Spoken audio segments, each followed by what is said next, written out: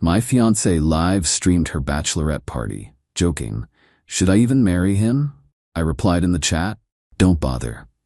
Then I texted the venue to cancel the wedding. Her maid of honor was calling me in a panic seconds later. I, 32 male, am, or rather was, engaged to Rachel, 29.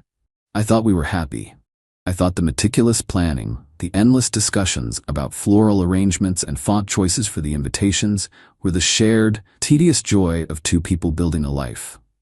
Turns out, for one of us, it was just building a stage. It was a Thursday night.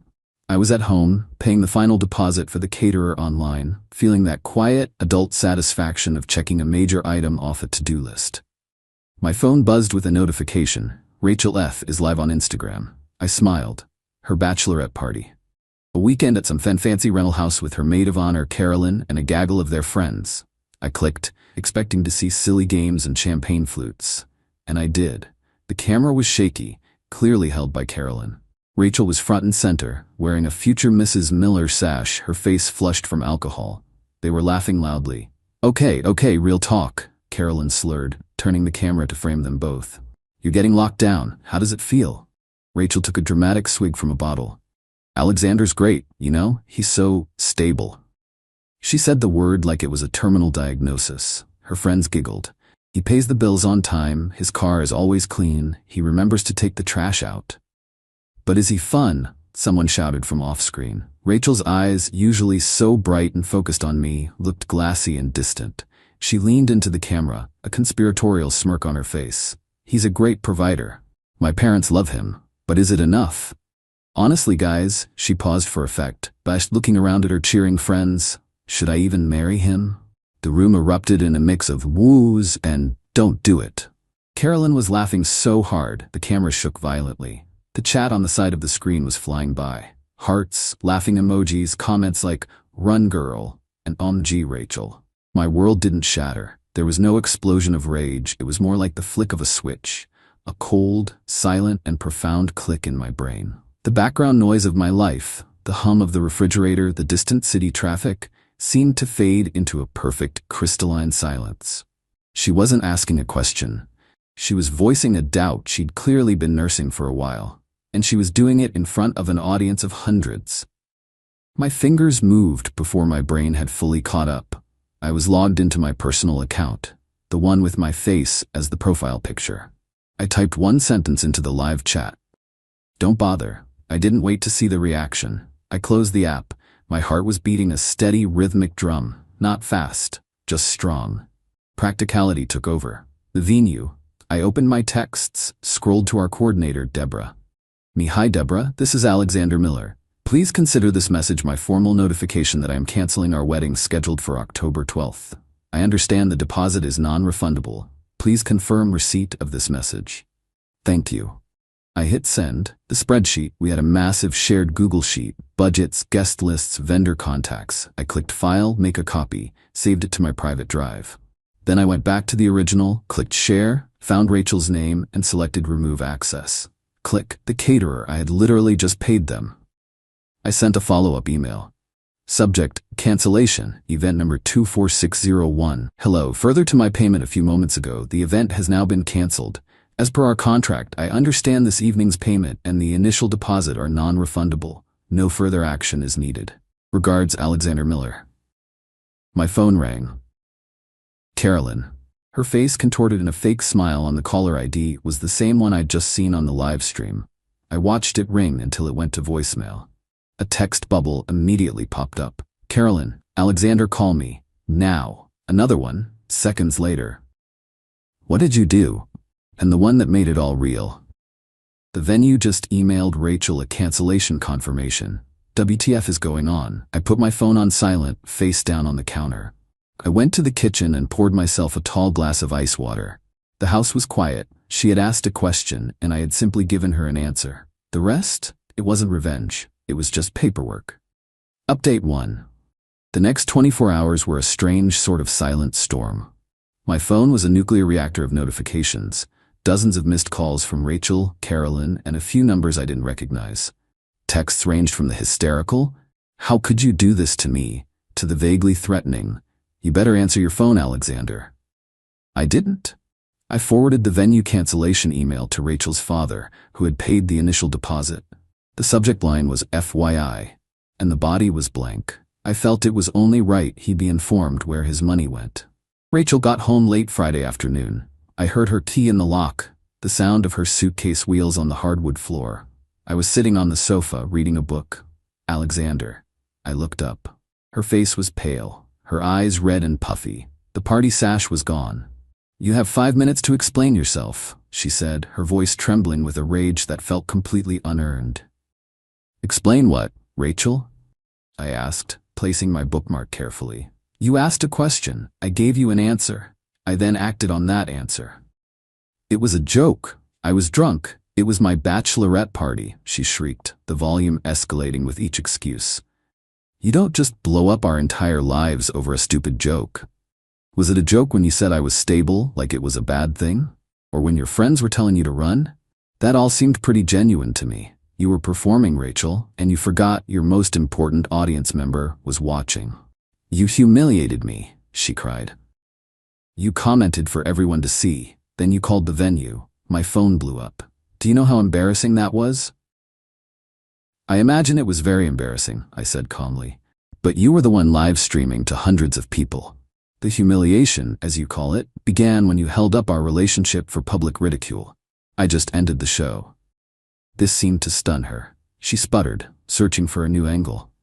"The money, Alexander. My dad's money. We just lost thousands of dollars." "Your father's money, yes," I corrected.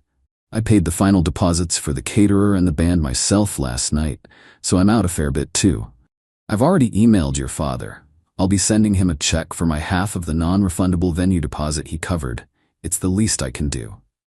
Her mouth opened and closed like a fish. The idea that I would be financially responsible and decent seemed to completely short-circuit her argument. She was counting on me to be a monster so she could be the victim. She left that night to stay with Carolyn. Good. The next phase of the narrative began the following day.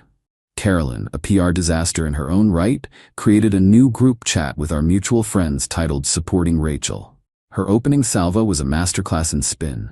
"Carolyn, hey everyone, as you may have heard, Alexander had a massive, unprovoked outburst and has called off the wedding. Rachel is obviously devastated. He completely overreacted to a silly joke she made at her party and is now refusing to speak to her. We're all just trying to rally around her during this awful time." My phone buzzed as a few friends replied with, "OMG, what happened?" and "Sending love to Rachel." I didn't reply. Instead, I did a little more housekeeping. Rachel and Carolyn ran a small side hustle, designing invitations and social media graphics for people. For the past year, they'd been using my premium Canva account and my Adobe Creative Cloud license. I logged in, changed passwords, revoked access. Then I remembered the shared Amazon account, the one where my credit card was the primary payment method. Logged out all other devices, changed the password. Later that evening, I got a call from a number I recognized as Rachel's father, Jack. I answered. "Alexander," he said, his voice heavy. "It's Jack. What the hell is going on?" I explained it to him, calmly. I told him about the live stream, the exact words she used, the cheering friends, and the public nature of it all. I told him I saw a future with his daughter that she was clearly and publicly unsure she wanted. He was quiet for a long time. "She can be. Dramatic, son," he said finally. "She gets caught up in the moment. She didn't mean it. With all due respect, Jack, she's 29. She's not a kid. Dramatic doesn't cover publicly questioning your decision to marry someone a month before the wedding. She meant it in that moment, and that moment was enough for me." He sighed. It was a sigh of profound parental exhaustion. "What happens now?" "We untangle our lives," I said. "That's all." After I hung up, I walked through the quiet apartment. Our apartment. On the fridge was a photo of us from a trip last year, smiling, looking happy. A deep, sharp pang of grief hit me. Not for her, not for the person who mocked me on a live stream, but for the man in that photo. For the future he thought he had. The feeling passed. It was replaced by a grim resolve. This was a controlled demolition. Messy, sad, but necessary to clear the site for whatever came next. My phone buzzed. A text from Carolyn. "Carolyn, Rachel needs to come get her things. And you owe her for the wedding money she spent. Her dad is going to call your parents." I laughed. The entitlement was almost impressive. You owe her. I screenshotted the text. Something told me it would be useful to have a record of their mindset. This was just the beginning. Update 2. 2 weeks have passed since what my friends now refer to as the live stream incident. The initial shockwave has subsided, replaced by the tedious, grinding work of prying 2 lives apart. Rachel is still holed up at Carolyn's place. Their supporting Rachel group chat has apparently become a salt mine of complaints about me, but a couple of friends sent me screenshots. The narrative is that I'm being cold and punitive. Hilarious, considering I'm just living my life, while Rachel is the one who blew up the wedding. The first major issue was the apartment. The lease is in both our names. Rent was due on the 1st. I paid my half. Her half sat there, unpaid. So, I sent an email. I find that written communication is best in these situations. It leaves a record. 2. Rachel F. Jack F. Subject: overdue rent for Apt 4B, 123 Main Street, due 10/01. Rachel, this is a reminder that your half of the rent, amounting to $1,100, is now 5 days overdue. As per our signed lease agreement, we are both legally responsible for the full amount. Failure to pay will negatively impact both of our credit scores and may result in eviction proceedings. Please remit payment immediately. If you wish to be removed from the lease, you will need to sign a release form with the landlord and pay your share of the rent up to that date. Regards, Alexander. I CC'd her father because it was his money she was used to spending. Let him be aware of the liabilities she was racking up. The phone call came within 10 minutes. It was Rachel, and she was furious. I can't believe you CC'd my dad, she yelled. Hi Rachel, I said, putting the call on speaker so I could continue making coffee. Are you calling to let me know you've paid the rent? I'm not paying rent for a place I'm not living in. You kicked me out. I didn't kick you out, Rachel. You left after you torched our engagement. Our legal obligation to the landlord, however, did not leave with you. I'm protecting my credit score. You should be concerned about yours. This is so cruel. You're trying to ruin me. No, I'm trying to pay my bills, something you once described as stable and boring. Turns out it's pretty important. Let me know when you've sent the e-transfer. I hung up. The next day, her brother Dennis showed up at my door. He's 2 years younger than her and shares her sense of theatrical grievance. Dude, he started. No hello? You need to back off. You're going to ruin her credit over a few $100 after everything she's going through? Everything I put her through, you mean? I asked, leaning against the doorframe. Let me be clear, Dennis. Your sister publicly disrespected me and our relationship. I ended it. Now there are administrative tasks to complete. This is one of them. She pays what she owes, she signs the papers to get off the lease, and this part of the problem is solved. Just be a gentleman, man. Just let her off. Being a gentleman doesn't mean setting myself on fire to keep others warm, I said. A phrase I'd been repeating to myself a lot lately. It means handling my responsibilities, which I've done. She needs to handle hers. He left, muttering about how I'd changed. I hadn't. I was just no longer willing to absorb the cost of her irresponsibility. Then came the issue of her belongings, and one of mine. Amidst the chaos, I realized something was missing from my nightstand. My late grandmother's watch. It wasn't flashy, but it was a beautiful, vintage timepiece and one of the few things I had of hers. Rachel loved wearing it. She always called it our watch, but she knew it was mine, a family heirloom. She'd arranged via text, a curt one-line message, to have Carolyn come and pick up her things while I was at work. I sent another email to Rachel F. CC Jack F. Subject: collection of personal items and return of family heirloom. Rachel, I'm fine with Carolyn picking up your belongings tomorrow between 10 a.m. and 4 p.m. Please ensure she also returns my grandmother's watch, which was left on my nightstand. For clarity, I've attached a screenshot of our texts from July where you asked to borrow it. It needs to be returned tomorrow.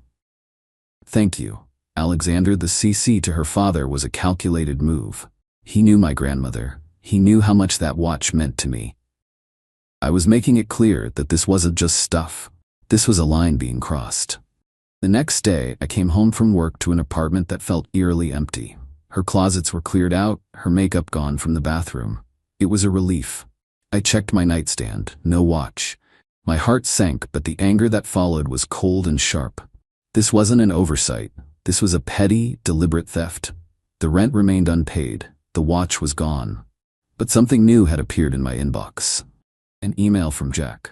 Subject: let's sort this out. Looks like Dad was finally ready to step in. Final update: it's been about 4 months. The divorce is finalized. Just kidding. We never got married, so it was just a clean, brutal break. The emotional shrapnel has mostly settled, and my life is blessedly quiet. The email from Rachel's father, Jack, led to a sit-down meeting. The three of us at a neutral ground coffee shop. It felt like a hostage negotiation. Rachel was sullen, staring into her latte like it held the secrets to the universe. Jack just looked tired of his 29-year-old daughter's self-inflicted drama. He started by sliding a small velvet pouch across the table. It landed next to my hand. "Here," he said, his voice flat. "This is yours. This was never up for debate, Rachel, and it was beneath you to take it." Rachel flinched but didn't look up. I opened the pouch. My grandmother's watch. I felt a wave of relief so profound it almost buckled me. I slipped it into my pocket without a word. Point 1 to me. "Now, the rent," Jack continued, looking at a piece of paper. "I have sent you the $1,100 for last month's rent, Alexander. I've also spoken to your landlord and paid the fee to have Rachel's name removed from the lease. This is the last time, Rachel, the absolute last time I bail you out of a mess you made." She mumbled something that sounded like it was his fault too. I just took a sip of my coffee. Let her have her narrative. The facts were written on the check from her dad. Then came the final item on the agenda: the wedding costs. This was the part I knew she was waiting for. The part where she thought she could claim some kind of financial victimhood. "We need to sort out the rest of the wedding expenses," Jack said. "It's pretty simple," I replied, pulling out my own list. "You and Rachel paid for her dress and the invitations. I paid the non-refundable deposits for the band, the caterer, the photographer, and the full, non-refundable cost of our honeymoon to Italy. I also bought the engagement ring." Rachel finally spoke up, her voice laced with venom. "So you're going to pay me back for the dress, right? I can't return it." I almost laughed. "Absolutely not. You can sell it or burn it. I don't care. As for my losses, I'll be selling the engagement ring to recoup some of the cost of the honeymoon I'll no longer be taking." Her head snapped up, her eyes flashing. "You're going to sell the ring? After everything it was supposed to mean?" I leaned forward, keeping my voice low and even. "It was supposed to mean we were building a life together, Rachel. A life you publicly questioned for sport. When you asked that live stream if you should even bother marrying me, you rendered the ring's meaning null and void. It's not a symbol anymore. It's just a rock. A very pretty, very sellable rock." The finality in my voice seemed to hit her harder than anything else. There was nothing left to argue. The dream was dead, and I was liquidating the assets. And that was it. We left. I never spoke to her again. Here's the final fallout, as I've pieced it together from the odd text from a mutual friend and the general social grapevine. Rachel. She's still living with Carolyn, and by all accounts, the friendship is imploding under the strain. Carolyn signed up to be the fun-time maid of honor, not the full-time warden for a miserable, broke roommate. Rachel had to get a real 9-to-5 office job, which she apparently hates. She tells people I ruined her life. In a way, I guess I did. I ruined the life she thought she was entitled to, where her actions had no consequences. Carolyn, her reputation took a nosedive. The live stream, which was screen-recorded by dozens, made the rounds. She's no longer seen as the hilarious life of the party, but as the mean girl instigator who gleefully helped her best friend torpedo her own future. Karma's a funny thing. I sold the ring, got a decent price for it. I lost money, sure, but I gained peace, which is priceless. The apartment feels like mine now. It's clean, quiet, and stable. I'm embracing the boring life Rachel so despised. It's been incredibly peaceful. I blocked her, Carolyn, and her brother on everything. Last week I booked a flight, a solo trip, to Italy. I'm going on that honeymoon by myself. It's not the trip I planned, but it feels right. It feels like a beginning. The best part? The utter lack of remorse from her side. She'll go to her grave believing she was the victim of my overreaction. That certainty is my validation. She wanted a show, and she got one. It just had a surprise ending where the leading lady gets written out in the first act. And the leading man? He's doing just fine.